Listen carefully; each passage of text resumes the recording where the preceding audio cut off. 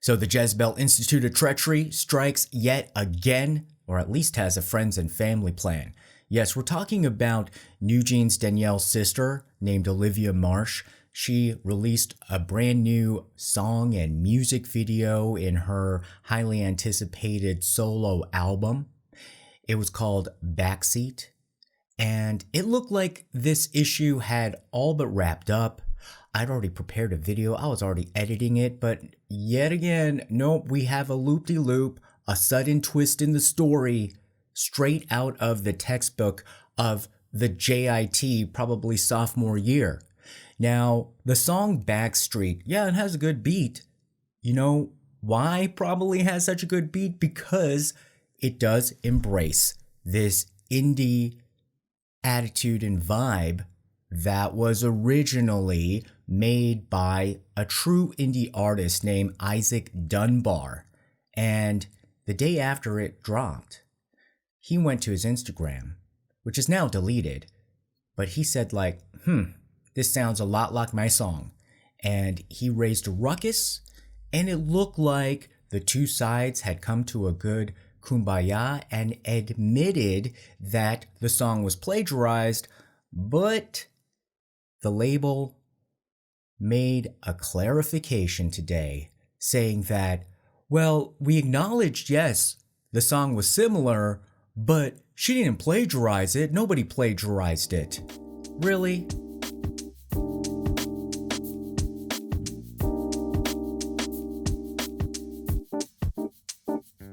So Olivia Marsh, the older sister of New Jeans Danielle, dropped Backseat off of her EP called Meanwhile. The EP itself dropped February 13th under the Korean label Mplify. Mplify is a brand new label here in Korea, started in September of last year, 2 days after the 9/11 press conference that the New Jeans girls made. And their first star, their first artist, is Olivia Marsh, Danielle's sister. So a lot of the success of this new label really rides on Olivia Marsh. So there is an incentive to protect her at all costs, but I don't know if this is exactly the smartest way of going about it. Yes, the video that I had already recorded and was just editing really was very generous to how they handled this situation. I thought it was very mature. It was very self-reflective, and it was a PR strategy that a lot of people take. If you're not JIT, just admit what you did wrong quickly and then move on. And yet now by backpedaling, sounds like they got like probably some New Jeans mama phone call being like, wait, you can't be that transparent and honest. We got to put some JIT stank on it. And it does now reek. Now, Isaac Dunbar, who created Onion Boy in 2019, publicly stated that this is not good. It was a shock to hear his work, quote unquote, recreated, especially dropping the same night that he dropped his new single. So it just adds salt to the wound. And so it looked like there was intensive back and forth, and Olivia Marsh even published on her Instagram a chat message that she had with Isaac, apologizing to Isaac. So I thought that was good. And Isaac being very gracious and saying that he didn't really mean for this backlash to hurt Olivia directly, but that it was just a shock and it felt bad. Olivia also said that it must have felt really bad for you to have seen this, blow up like this. And so they did reach some sort of tentative agreement. Immediately they put Isaac onto the list of songwriters. They took off the composers who supposedly had made the track, and the label is saying that they're going to investigate and see what kind of punishment they gave. So these are all harsh words. These are all harsh measures that you take if you've have done something wrong.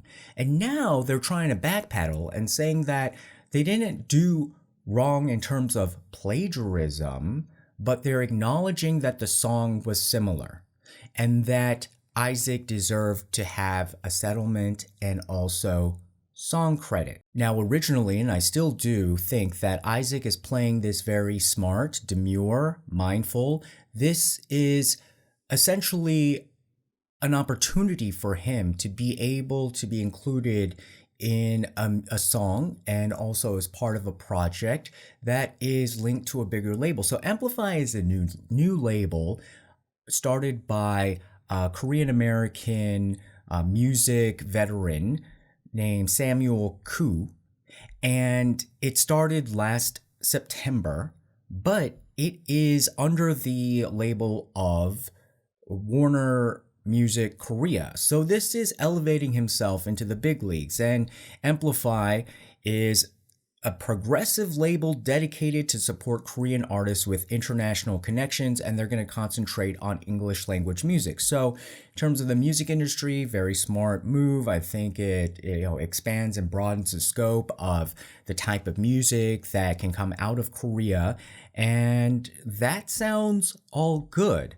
But this reaction, this back and forth reaction, and literally like a double cross, really then, I think, starts to taint it. It was already tainted by copying an independent artist and letting that go through the system up to the point where this song has been released and it is uncannily very similar.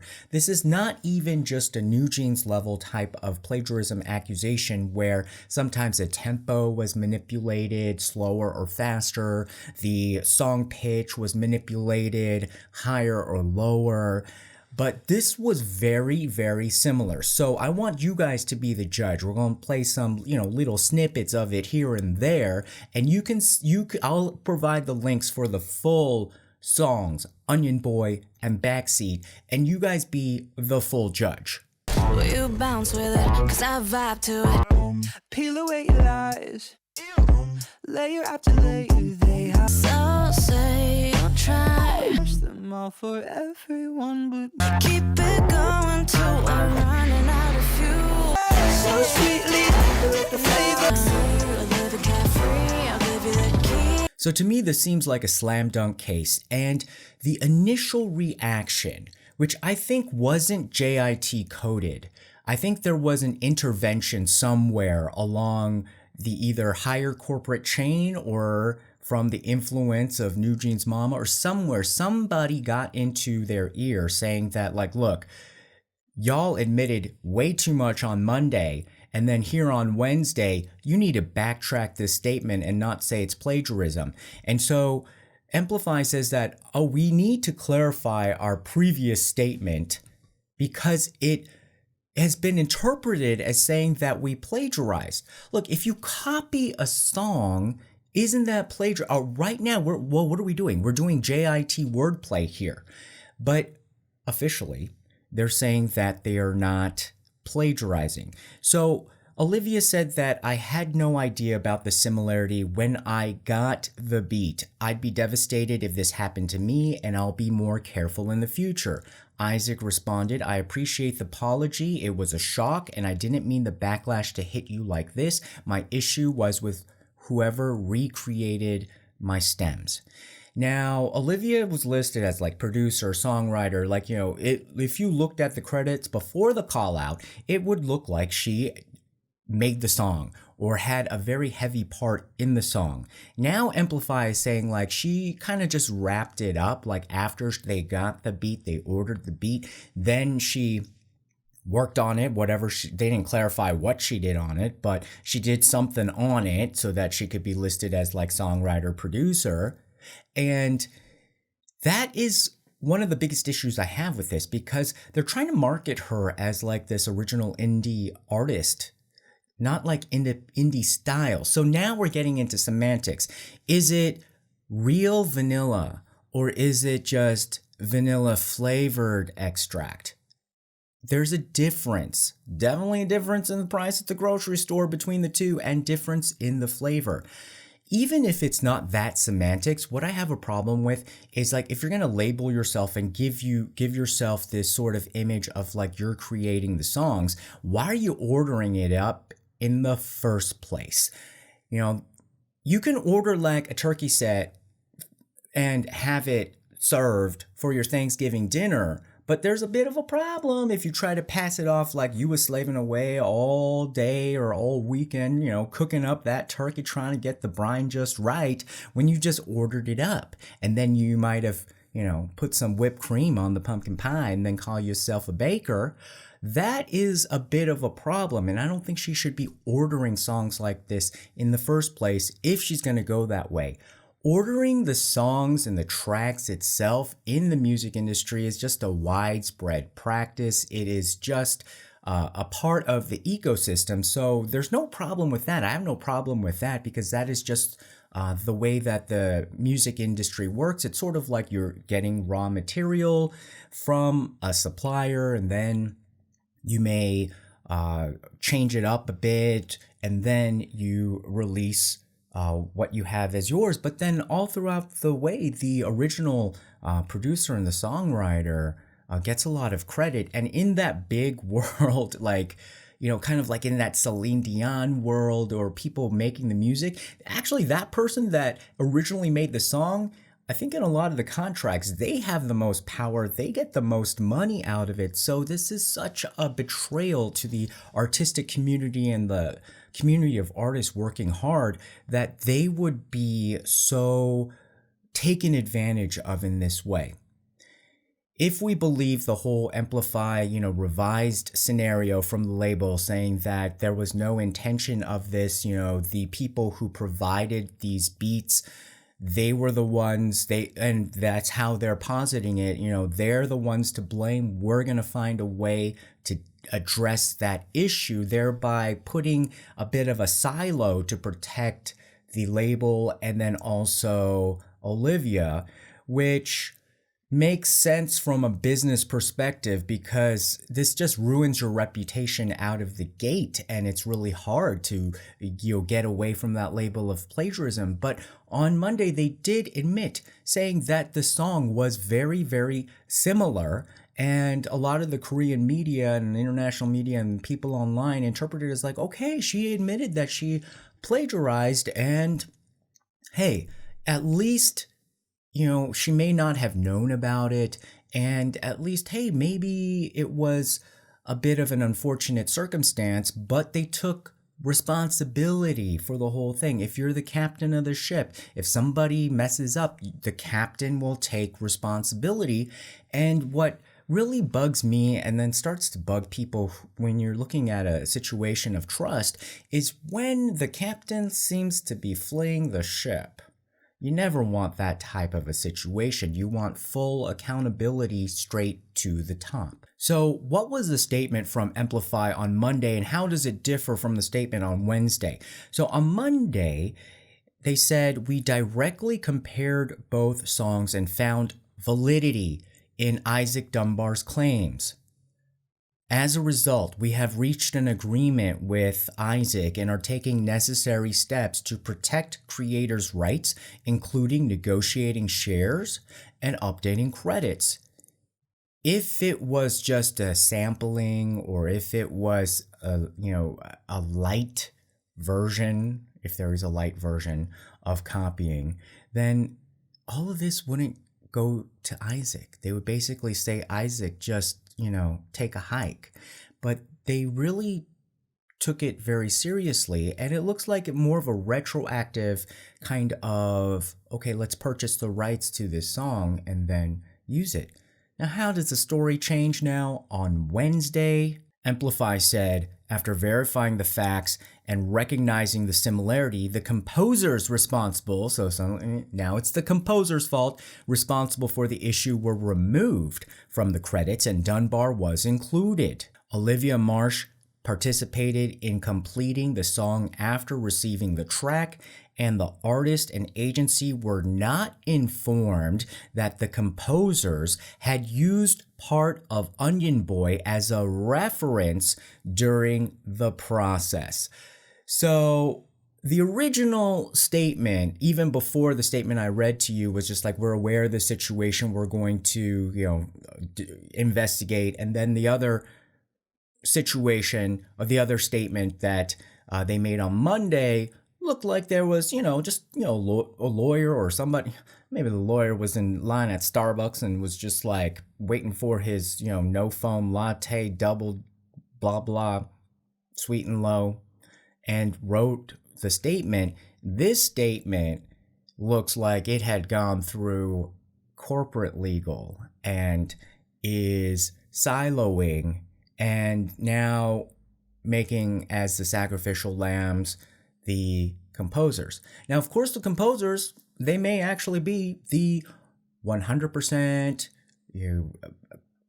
criminals in this situation. However, if it goes up like this into the chain, and then it looks like they're double crossing the original composer, that doesn't sit right. Before, when I just said only heard the Monday statement, it looked like everything was going to be resolved and everybody can move on. It sat right. It felt right. It felt like it was the right thing to do for everybody involved, and a lot of taking responsibility and making it right. This does not feel right. So I don't know if there was some sort of, breakdown in the settlement or the negotiations, because a settlement or getting compensation from Isaac's side, plays a lot. The money is a lot bigger if you say like it's plagiarized. But then, hey, maybe when they were going to corporate trying to cut a check, they were like, no, that price is a little bit too high. We got to walk back the plagiarism thing. And then just say like, this is just a reference. It's a reference by some overeager composers who overstepped the line maybe about too much referencing. And so that doesn't sit right. It feels very JIT coded. Also on Monday, what I liked about Mplify's statement was saying that we will take this as a lesson to thoroughly review our internal systems and ensure that such issues do not arise again. I'm sure they probably have the same stance now, but it feels different. It felt a lot more honest and genuine on Monday.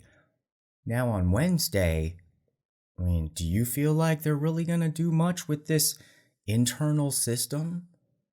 It does not feel kosher. So Olivia Marsh is going to kick off her Asia tour. Meanwhile, in Asia, that's the name of it, and it's going to kick off in Taipei on March 18th. I wonder if they are going to invite Isaac. That's the least they can do. Invite Isaac, put him up on stage. I don't know if there's really a hooky dance to Backseat, because she was just sitting in the backseat and just like, giving the side eye to everybody else who is like, looks like an Uber share or something like that. But I bet he can come up with the dance that you pay for his choreography and, put some, jig into that Onion Boy song. Backseat song. Now, the biggest hypocrisy from this was the Tokkis' response in the beginning. They actually vilified Isaac for making a public statement about this and not just doing it privately.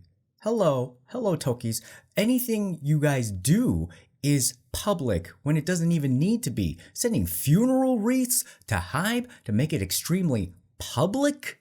All of this public, going to the National Assembly to make a non-issue public, paying a bunch of money for New Jeans Mama to get a public press conference not once but twice, going to YouTube Live with the girls on 9/11 of all days to do a public airing of dirty laundry. It is so hypocritical. And then when the apology came out on Monday, quiet as a grave. And now probably Tokkis are being like, oh yeah, well, it wasn't plagiarism. Just because they say it's not plagiarism, I guess, again, JIT handbook. It ain't if I say it's not, does that really fly? Does that really fly? I mean, if you shoplift and then you say you didn't, does that mean you didn't? So what do you guys think? Listen to the songs if you haven't already, back to back or snippet by snippet, compare bar to bar. This one was, I think, a slam dunk case. It is so similar, and I thought that their initial reaction was going to be more mature and well received because it felt like it was a different playbook than the whole New Jeans situation where it's like, oh, we didn't do anything wrong. And now, hey, birds of a feather, flock together, whatever you want to call it. Very, very similar. All right, guys, put your comments below. Remember to like, share, and subscribe, and we'll see you again next time. Bye-bye.